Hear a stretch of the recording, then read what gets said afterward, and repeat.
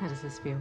The film starts with David Sheff, a writer who had gone to the hospital to inquire all that he can about all sorts of drugs, especially crystal meth, because his son Nick Sheff was addicted to them. So he wanted to know exactly what drugs do to him and exactly what he can do to help. But before all this happened, we go back to how it all started. One day he calls the Marine General Hospital to check if his son Nick, 18 years old, was admitted there because he was missing for 2 days and there was no one with his description. Then decided to call his mother Vicky, divorced with him, to let her know that he was missing for 2 days. They instead ran into a fight because she was blaming him for his parenting skills.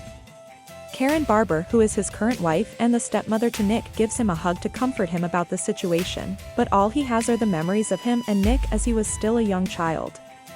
Nick then came back with the car that he was driving crashed, and when David asked him where he was like all he needed was sleep, and so David gave him the time he needed. David then decided to drive Nick to the hospital to get help, and along the way, he was vomiting a lot as a side effect of the drugs he had taken. When they reached the hospital, Nick told his dad that he was sorry for the drugs he took. It was a one-time thing he had just done out of curiosity and that he had learned his lesson. He was saying all this to his dad because he did not want to go into the hospital later. After accepting, the doctor told David that he needed treatment, and first, as there were still a lot of drugs in his system. Among the worst things Nick was going through was denial. So David paid and signed some papers for this treatment. Along with the treatment, David was there to support him, and Nick apologized for what he was making his dad go through.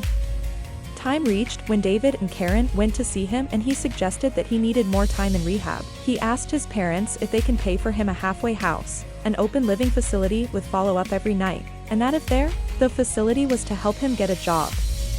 He then also told David, his dad, that he did not want to go to college at the moment because he wanted to be independent. For a while, though, he did not show him that he was against his idea. In the car as they were going to drive back home, David was really pissed with his idea, wondering if he was going to make tea for the rest of his life. A while later, he gets a call from the facility about Nick, that he had left during his free time and failed to return. The doctor informed him that a relapse is part of the recovery, and when he asked if there was someone out looking for him, the doctor was like, it is not their responsibility once the person leaves the facility. So he went looking for him as it was raining, and he found him seated somewhere along the road in the ghettos. Somehow, he was blaming himself for letting him use pot in the first place because he thought he was trying to be a good dad to him. A dad who once in a while spoils his kids, since such things are part of growing up, as he also did some drugs in his youth, which he called life experiments. David and Karen, who was always there for his support, took him back to the facility. Nick had told his dad that he only did crystal meth once, but after realizing that there was more to what he was telling them, Nick opened up to them how he has been using all sorts of things that get him high for years, but crystal meth for just a couple of months. When David asked him why, he said it was because they made him feel good. David was like, he was always worried for him for taking too much pot, and yet he was trying out all the drugs on the planet, as he was hiding it and lying to him. He wanted to know why Nick was hiding this to him, because he thought he and his son were closer than most fathers and sons. Nick said that it was because he always felt disappointed in him. Nick apologized and went on with the treatment. For the next days, he was sober, and he spent most of his time with his dad, and he one day gave him a call when he had gone to see his mother in LA, telling him that he had changed his mind and that he wanted to go back to college. David was happy with the good news that he had got, because it is what he wanted for Nick. Time reached, he took Nick to college. For the next months, everything was good. Nick was clean from drugs, and he even met a girlfriend at college in their writing club. One day, when he asked to use the bathroom at some party, he stole some drugs for home use from the bathroom, and from here, he started using again. He then pays a visit back home. His little siblings Jasper and Daisy had a surprise for him, and everyone home was happy. That night, he asks his dad to use the car, and he instead goes to buy drugs again.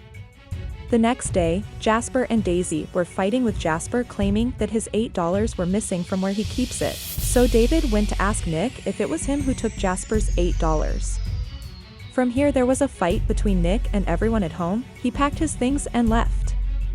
From here, we then go back to where the film had started, David looking for information on drugs, especially crystal meth, and he was given all the answers he wanted. On his way back home, he saw an addict on the streets and asked her to buy her some food. He asked her if she does not think that her parents worry about her as he was worried about Nick. The girls were like her parents don't care, and when David told her that he thinks they do just like he does for Nick, she got mad and left without even saying thanks to the person who had got her some food. In the restaurant where he had some good memories with Nick, David was supposed to meet him there for help with the idea of taking him home to monitor him well, but instead what Nick wanted was money, and David was not ready to give him money because he was afraid that he would use the money to buy more drugs. Since Nick was old enough to decide for himself, he left. For the next few days, David was always worried about Nick, wondering which hospital was going to call him next, until one night, he got a call from Bellevue Hospital in New York, where he was now admitted.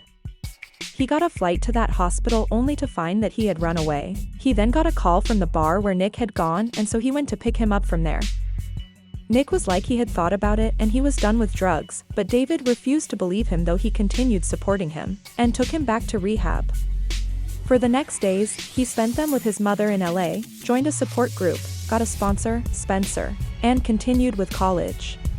Time reached and he was 485 days clean, and he went to see his dad. While there, they had some good time, plus David went ahead and did some drug tests on him to be sure, and Nick was okay with it. The results came back negative and he later graduated. After a while, he felt bored with normal life, as he called it, called his sponsor to talk to him about it for emotional support, but still it did not work because he always felt alone, until he one day met Lauren, his former girlfriend he used to do drugs with. Guess what? That night, after a long time of being sober, he started using again with her and picked up from their previous affairs. In the morning, he turned his phone off and none of his parents could reach him. This pissed off David, and when he called his mother in LA, the two just ran into a fight. That night, as he was parking to go look for him, Karen was like, how does David even know if Nick is in LA or not, because he could be anywhere. David and Karen ran into a little argument and she opened up to him that he cannot help Nick at all. It was Nick to help himself. For the next days, slowly by slowly, he started digesting the fact that he cannot help Nick at all, and one day, they had gone to see swimming competitions at Jasper's school, and Nick, with his girlfriend, broke into the house home after he failed to find the key. When they returned, Nick and his girl ran away, and Jasper was like he has seen Nick running away with a girl. This forced David and Karen to run after him, with David on foot and Karen used a car to go after him as she was crying. I guess this was because of the suffering they were going through because of him, and Nick refused to stop his car, but she did at some point. She continued crying in the car. That night, his girlfriend ran into a coma due to overdose, and good enough, he managed to bring her back. She was admitted, and when he called his dad for help and strength to go through what he was going through, in deep pain, David had given up on him and he was like he cannot help him anymore. The next morning, Vicky called David and told him that Nick called and he sounded desperate, that he was going to die on them if they don't do anything.